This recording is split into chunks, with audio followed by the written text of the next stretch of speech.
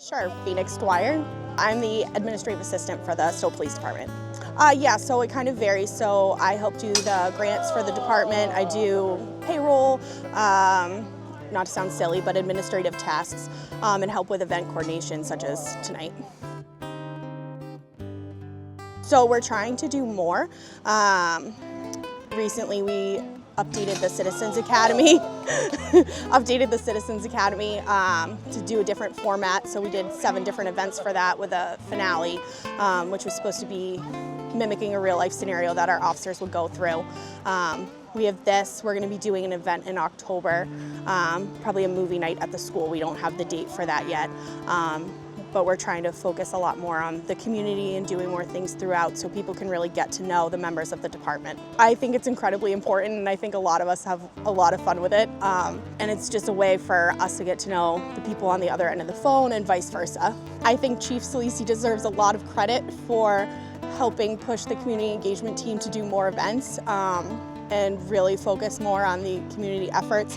It's great to have our partners at the fire department here helping us out as well. So it's just nice to see really everyone come together for something like this.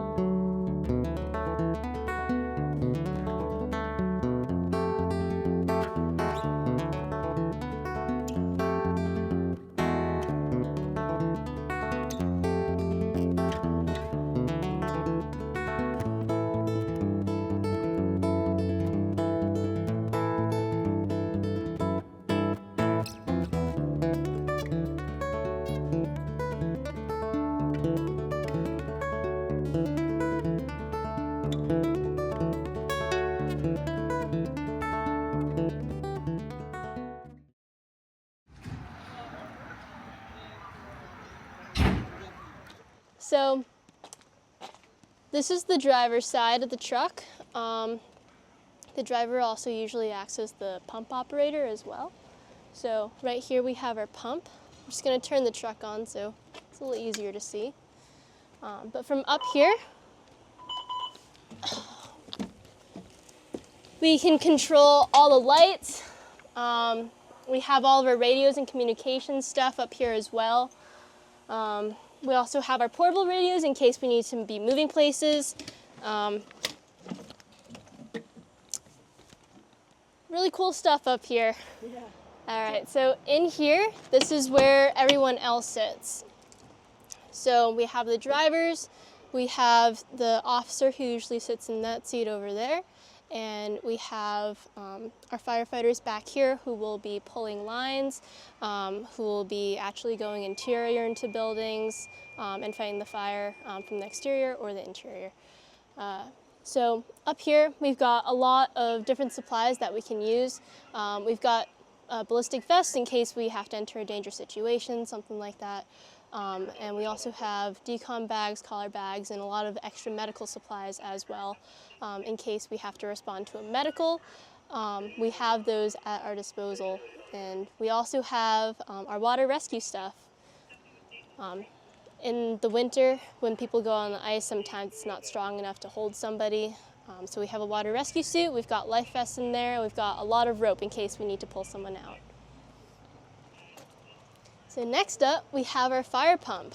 So I know it looks really complicated, and it is pretty complicated, but once you get the hang of it, it's pretty easy to use. So we'll turn the pump on, and we can do that from the front, from where the driver sits. All of these connect to different discharges on our truck. So when we open one, it'll open the valve and water will come out that one. So for example, these two are for these two hoses. So this one up here and this one in here. We have our pressures written down. There's actually a lot of math that goes into calculating how much pressure is needed for each hose line. But so we don't have to do that on scene just when everything else is going on. We have them written down so that we can set the computer and the pump to the right pressure, and the right pressure will come out of the hose there. Oh wow. Mm-hmm. I had no idea it was so computerized. It's really Yeah. cool. Definitely back in the day, they didn't have computers in the trucks really, so you'd have to do everything manually. We'd have different valves and everything, but with the computers it definitely makes it a lot easier to set the truck, and it's like a smart truck now, so it'll actually adjust to compensate for additional RPM or additional pressure that's coming into the system as well. All right, so next up, we've got our pump compartment, pump operator's compartment. Up here, we have an extra SCBA. So these are devices that help us breathe when we're in life-threatening conditions, like conditions where there's a lot of smoke, there's a lot of fire and heat that we don't really want to be breathing into our lungs. So here we have our mask. This goes right over your head. You tighten down the straps so you have a really good seal, as you can see on the inside. You'll connect yourself up to air, and you'll be able to breathe from the bottle. And it's just regular kind of room air that's in there. It's just to help us so we're not breathing any dangerous toxins or any smoke or anything like that that might hurt us. We've also got extra fittings in here. We've got a lot of appliances for hydrants, and we've got some extra lengths of hose in case we need to tie into another hydrant or a water source, or in case we need to tie into another truck. Any questions here? No.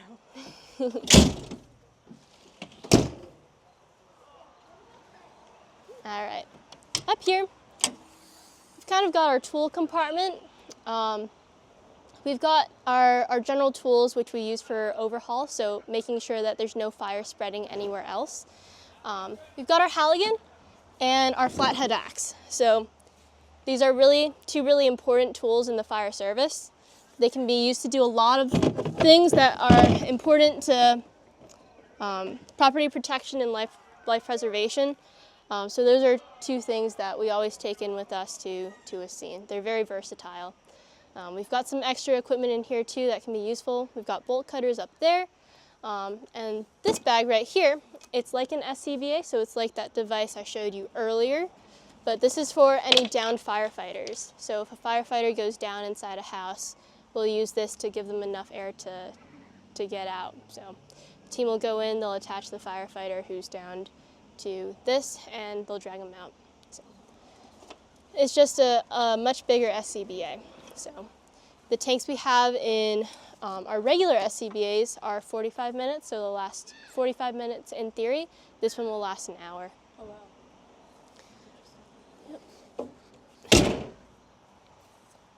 All right, next up, we've got our saws compartment. Up here we have different kinds of fire extinguishers for the smaller fires or for special types of fires with special fuels that maybe it might not be best to put water on first. We've also got our saws, our K12 saw, rotary saws, and we use that for a variety of things. If there's a tree in the road and we need to clear it, that's what we'll be using. Sometimes if we really need to get into a location that's locked or something like that, we'll use one of these saws to cut through a door. Yep, cool stuff like that.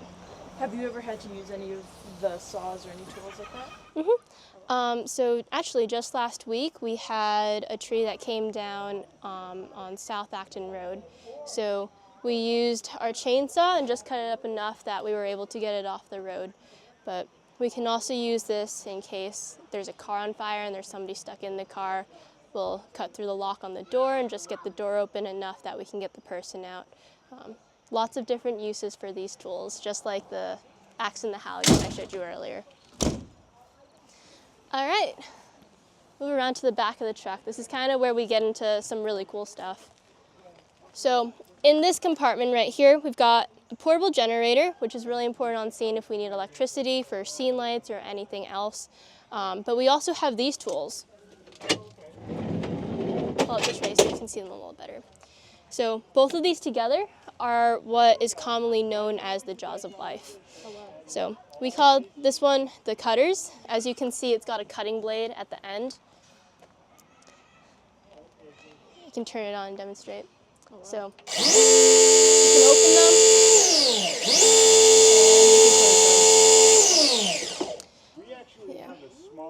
So both these open and close with considerable force, so it'll break through almost anything. We'll generally use these for extrication from vehicles, but we've also used these to get a dog out of a tire it got stuck in. So again, it's just a lot of the job is being very resourceful with the tools that you have at your disposal. Wow, that's incredible.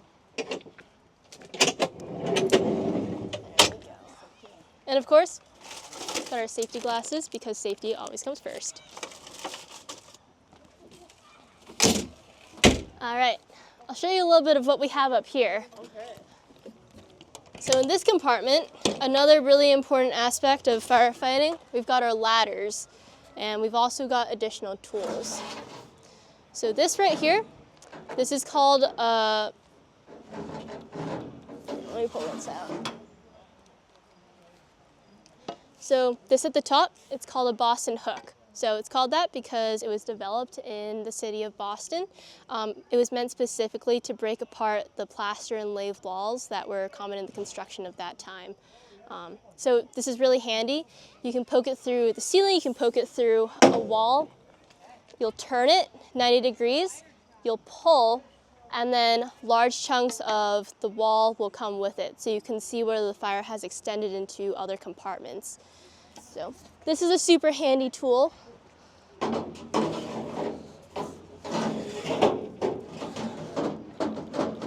can also use it sometimes to break through floor.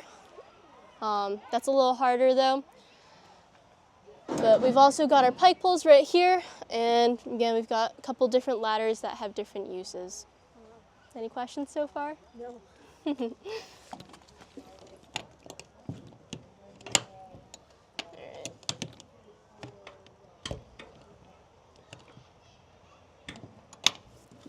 So in this compartment, we have a porter tank. So this is for storing excess water that we might have on scene, because when there's a fire, especially in this town, because we don't have hydrants, you can never have enough water, right? So we'll either have our tanker or a mutual aid tanker come, and they'll dump water into this tank, and there'll usually be an engine drafting out of this tank, so sucking up water and delivering it to an attack apparatus, like 14. So there'll be a continuous supply of water. That still hasn't been like a problem in the past, I imagine. Yeah, so in any town that really doesn't have an unlimited and pretty common supply of water, right? Water is always our primary concern, which is why our engines each carry 1,000 gallons of water each. So our goal is, have enough water until that second due apparatus comes, supplies more water, and then we can get everything else set up. So, we train regularly on that. It's something that's always at the forefront of our mind. So it's really just working with what you have and being resourceful again, right? We're very adapted to the way that we have to operate and approach fires in this town. All right, in this compartment, we have a couple little specialized things. So got a leaf blower up there. Comes in handy for cleaning up things. We've also got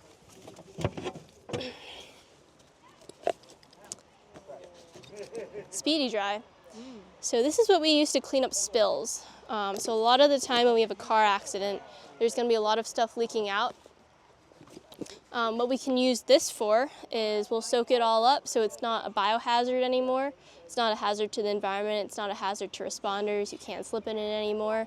It's not going to go down storm drains. We use this and we can sweep it all up later. And this material is actually biodegradable. So it's just to minimize impact on the environment from any chemical spills. We also have cribbing in here, which we can use to stabilize cars if they're on their side or if it's been a rollover kind of car accident. Stabilizing the car is really important, not only for anybody who might be inside the car, but also for us. We don't want that rolling or going anywhere we are not expecting. We've also got some lift bags down here, which we use for the same thing. So if somebody is trapped under a car, we can use the lift bags, just get it off of them enough that we can pull them out from under it. And we've got chains for moving around heavy objects.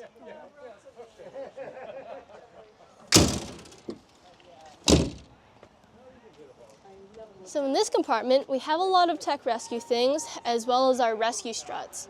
So our rescue struts are another piece of equipment that we use to stabilize cars. Up here, we have our harness bag. So in case we need to do something like low angle or high angle rescue, we can attach the harness to one of our responders. We'll have somebody spotting them, of course, and somebody belaying.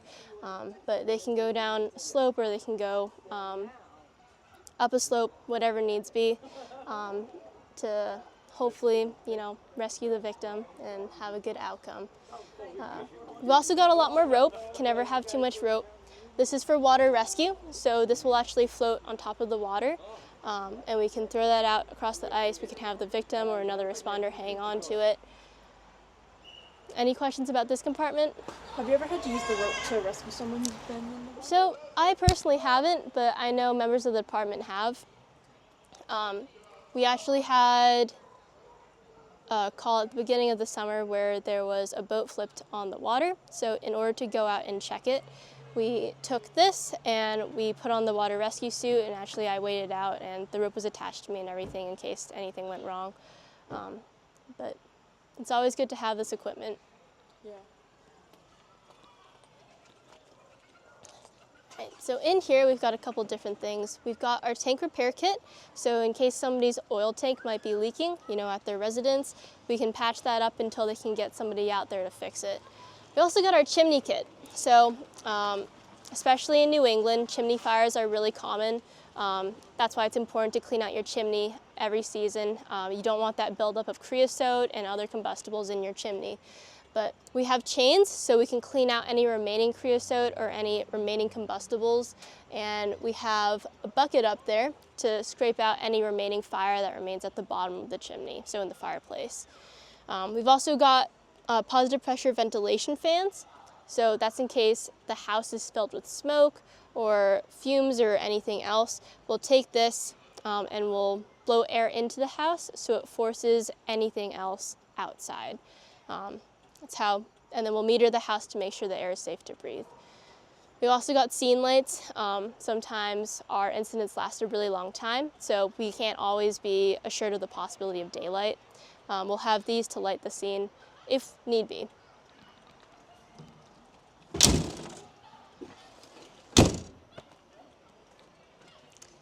Over here, we've got another crosslay. So that crosslay over there is actually set to pull off of that side of the truck. This crosslay here is set up so you can pull off of this side of the truck. So it makes it a little easier with positioning. You can position it either way. Either way, you're still going to have a line that you can stretch in whichever direction you want. Is the computer with all the valves on the other side, that's just on that side though? So yeah, you can't control the pump from this side, unfortunately. There are some fire trucks where they have started making it so you can control it from this side. This side is mainly for intake. So this is our intake. You'll attach hard suction to it. You can either put it in a porta tank like I showed you earlier, or you can connect it to a water source, and the truck will create a negative pressure. So it'll create I guess a vacuum, you could call it a vacuum. So what happens, water can flow up to 30 feet in the air in negative pressure, right? Or at atmospheric pressure. So the water will pull itself up and into the pump and into the tank.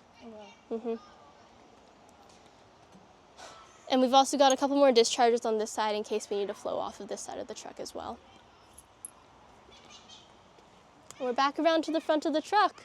You know, we as the department, we're very thankful for the community that we have, and we're very dedicated to it. And yeah, just thank you for the opportunity to show our truck to you. Thank you.